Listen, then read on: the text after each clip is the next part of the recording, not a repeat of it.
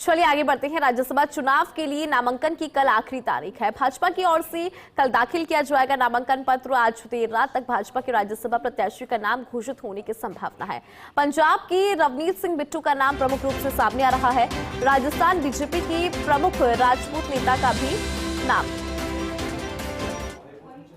शंकर की बात करें, जयशंकर जो हमारे एक्सटर्नल अफेयर मिनिस्टर हैं, या उसके अलावा कई ऐसे चेहरे जो बहुत इंटेलेक्चुअल हैं, सब्जेक्ट के एक्सपर्ट हैं, राज्यसभा से आए हैं। तो राज्यसभा की दावेदारी बहुत महत्वपूर्ण है, चाहे फिर वो किस सरकार के लिहाज से किसी बिल को लाने के लिए और बिल को पास कराने को लेकर और एक स्ट्रेंथ दिखाने को लेकर, और वहीं दूसरा किसी अपोजिशन के लिए अगर बात करें तो किसी बिल पे अपोज करने को लेकर, उस पे इंटेलेक्चुअल बात करने को लेकर। तो राज्यसभा के चुनाव बेहद महत्वपूर्ण इस चुनाव प्रणाली में माने जाते हैं। अच्छा आदित्य, राजस्थान को लेकर की क्या स्टेटस है? क्योंकि खबरें ये हैं कि कांग्रेस जो है अपना उम्मीदवार वहां नहीं उतार रही है, तो राजस्थान को कैसे सिंप्लीफाई कर पाएंगे क्या? क्योंकि कहा जा रहा है कि ये जो 12 सीटें हैं 9 राज्यों की, लगभग 10 पर बीजेपी की जीत पक्की मानी जा रही है। राजस्थान को लेकर के क्या है? देखिए, जो 12 सीटें हैं उसमें जैसे एक राजस्थान भी है। राजस्थान में केसी वेणुगोपाल की वो सीट थी। केसी वेणुगोपाल केरला से चुनाव लड़े और वो चुनाव जीत गए लोकसभा का, तो वो सीट खाली होनी थी।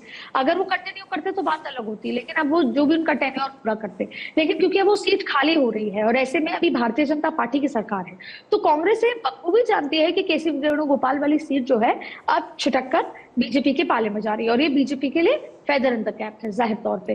तो ऐसे में कांग्रेस अपना प्रत्याशी एनर्जी या उस पर सोच विचार मंथन नहीं करना चाहती है, क्योंकि पता है कई बार शिक्का ऐसे होता है कि अगर 2 से 5 या 6 सीटों का अंतर होता है तो कई बार हम बार्गेनिंग की पोजीशन में होते हैं, क्योंकि इसमें 2 पैटर्न के वोट पड़ते हैं, first priority, second priority votes, क्योंकि विधानसभा के एमएलए के इसमें वोट पड़ते हैं, तो प्रायोरिटी के वोट्स देखे जाते हैं, तमाम चीजें होती हैं। लेकिन अभी कांग्रेस को अच्छे से पता है कि ये जो केसी वेणुगोपाल वाली सीट है उस पर केवल भारतीय जनता पार्टी आंकड़ों के लिहाज से, वोटिंग के लिहाज से भारतीय जनता पार्टी निकाल सकती है, और यही वजह है कि कांग्रेस इस बार अपना प्रत्याशी राजस्थान में नहीं उतार रही है, क्योंकि इस बार राजस्थान में भारतीय जनता पार्टी की सरकार है, ज्यादा बड़े आंकड़ों में जो है विधायक है। तो ऐसे में जो सीट है जो अब केसी वेणुगोपाल छोड़ दी है, वो क्योंकि वो लोकसभा के सांसद हो गए, तो भी कांग्रेस को अच्छे से पता है कि सीट उनके पाले में नहीं आ रही, और इसलिए वो निर्विरोध यहाँ पर, जैसे रवनीत बिट्टू का जिक्र हो रहा है कि रवनीत बिट्टू यहाँ से चुनाव लड़ सकते हैं,